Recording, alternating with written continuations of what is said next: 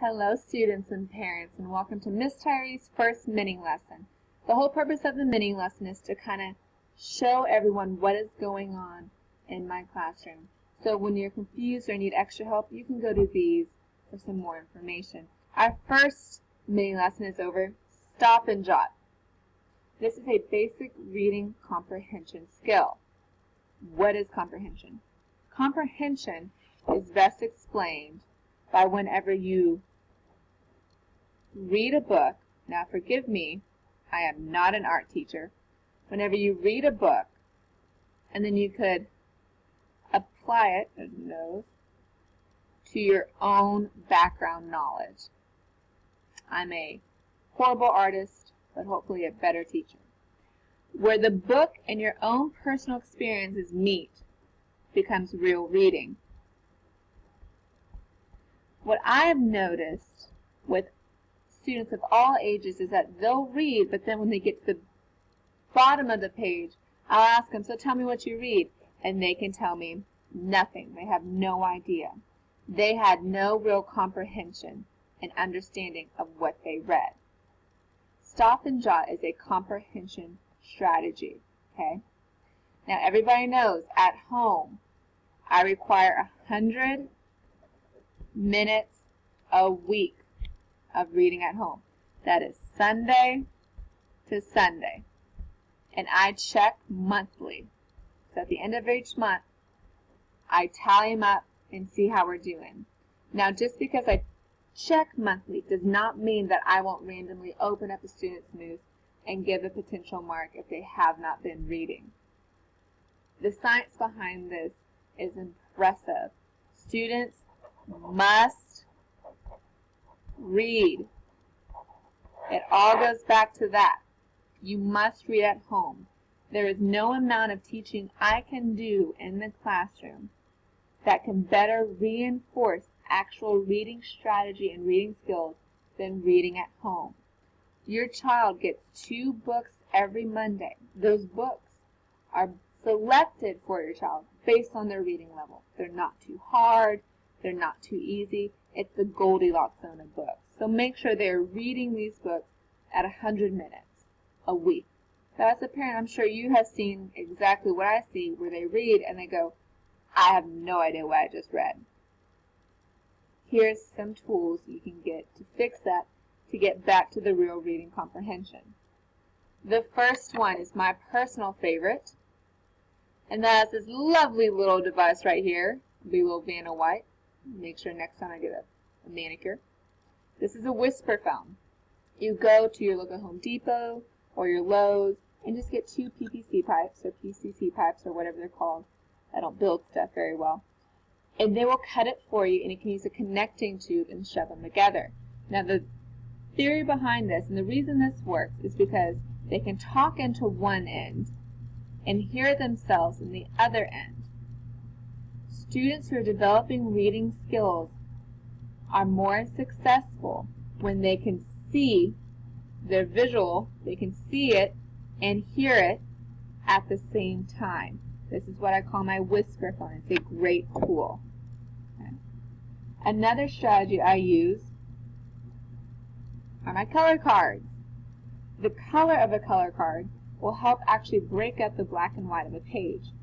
Free from Lowe's and Home Depot. All you gotta do is just go to the paint section and pretend like you're redoing your kitchen. It'll give you everything you want. Okay? I take it a step further and I write underneath how they're doing. So whenever they're reading silently and they're following along on their page with their color card, you can just kind of tap their shoulder and say, hey, how you doing? And they'll either say, I got it, I'm a little confused, or I'm completely lost. If they say I'm a little confused, I give them a brief clarification on the question. If they're completely lost, I sit down with them. Okay? These are your 2 strategies. But wait, there's a third. Sticky notes. Because we cannot write in our library books, sticky notes are amazing. You can stick them to the side of the page, and that is where you can write students' personal connection to a story, which will increase their reading. These are just 3 tools you can use at home and I use frequently in my classroom. I use these tools whenever I teach Stop and Jot. The general premise of Stop and Jot is to have a piece of literature and then continue to chunk it out. And after each chunk, you stop and you write down your personal connection, what the real reading was. Your jots should not be long. Your jots should be written in language that you would normally use. Okay? I'm going to go ahead and demonstrate a couple of jots and show you the benefits of jots on a reading we've already done in class. This is our Lake Superior reading. Your students, or if you are a student, you've already seen this.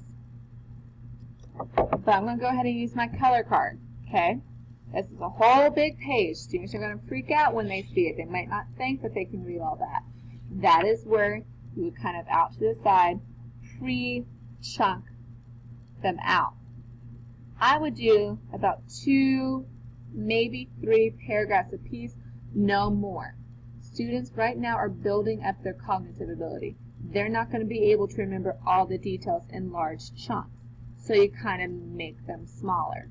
Think about it like this. You don't put a newborn in a king-size bed. They're not ready for that yet. You don't put a 5th grader a whole chapter book and expect them to remember it. They're quite not there yet. Okay? So I'm going to use my color card and I'm going to practice our chunk. Now for this purpose, I'm just going to do a Stop and Jot on the few paragraphs that we go over today. So Lake Superior, biggest, deepest, coldest. Right off the bat, students need to know the importance of the title. I'm stressing that in my classroom. They also need to pay attention to punctuation. Commas mean breathe, relax. Periods mean stop. A lot of students think fast reading is good reading. That is not true. Okay? It's deep. It's cold and has the largest surface area of any freshwater lake in the world. These are just some of the reasons why Lake Superior, the largest of the Great Lakes, deserves its name. I've already done a Stop and Jot for you here.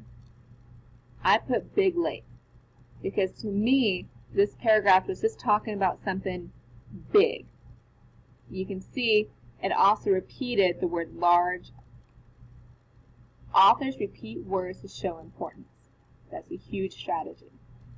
Okay. Another one. The northern boundary of Lake Superior lies north of the U.S.-Canadian border. The Canadian province of Ontario is to the north and the east of the lake. Now, I made a mistake on province. I said providence. When your child makes a mistake reading, that is A-OK. Good readers will make a mistake, catch it, go back to the beginning to read, because they will not understand everything that came after that mistake. The Canadian province of Ontario is to the north and east of the lake. Michigan and Wisconsin lie to the south. The state of Minnesota is to the west. Superior stretches 350 miles from west to east and 160 miles north to south. Its rocky shoreline is nearly 2,800 miles long. A road that length will connect. Its rocky shoreline is nearly 2,800 miles long. A road that length would connect Duluth, Minnesota to Miami, Florida. That's a bit large of a paragraph, and I did make mistakes, so I went back multiple times. A huge piece of advice is if students or your child doesn't know what they just read, a really good refresher is to look at the first and the last sentence. These tend to be the most important sentences that kind of give you an overview and a conclusion of what it is about. Boundaries, borders, directions, all these words seem to pop up a lot. So I wrote borders. Your child might not feel comfortable using the word borders. In their mind, what does borders mean? A lot of students said neighbors. So neighbors is a great Stop and Jot. We're going to do one more together. The basin of Lake Superior was created 1.2 to 1. The basin of Lake Superior was created 1.1 to 1.2 billion years ago during the mid-continental rift. thick flows of lava repeatedly spilled over the land. During long periods before these flows, the dried, heavy crust sagged, creating a depression. The next flood of molten lava repeated the process. 10,000 years ago, glaciers gouged out the bottom of Lake Superior, making it even deeper. Automatically, whenever we read this in class, the first connection was, that's old. That's old. I said, absolutely. Let's take it a step further. Look at the first and last sentence. First of all, it talked about how it was created, talked about its age. 10,000 years ago, once again, that's old. Gouged out the bottom of Lake Superior, making it even deeper. So a huge stop and jot in our class when we were doing this is, students just said, it helps if I spell it right. A lot of students just said, that's old. I said, absolutely. And you know that age equals creation, so that's when you get the creative part. We kept doing this all throughout these paragraphs, and finally we're able to answer questions. So I'm going to show you why stop and jot is important in my room. A, makes students slow down and create an understanding for what they're reading. B, it is easier for them to find evidence. Example, question 2. How was Lake Superior created? They should be able to look just at a stop and jot and be like, oh, I remember old, that they were talking about its age and how it was made. My answer is going to be in here. No more roaming through the whole passage saying, I know I remember reading it. You will be able to find it with laser focus, answer the question, and get it correct. So in summary of our stop and jots is a reading comprehension strategy. True reading, real reading comprehension is when a student or a child or whatever it is I drew connects to what they are reading. They can either summarize it or have a personal experience with it. If they are really connecting, they're not going to get to the end and tell you, I don't know what I read. This is why you have to read 100 minutes a week, and I will check for a grade monthly. The fact is that we must read at home, and we must read well. If we are struggling with reading, some of the tools we can use is a whisper phone, PVC pipe, created so students can literally hear themselves read. Color cards, that actually double as a really great bookmarker, but it helps break up the black and white color on the page. You can also use it as a real quick, informal check for understanding when your child is reading at home.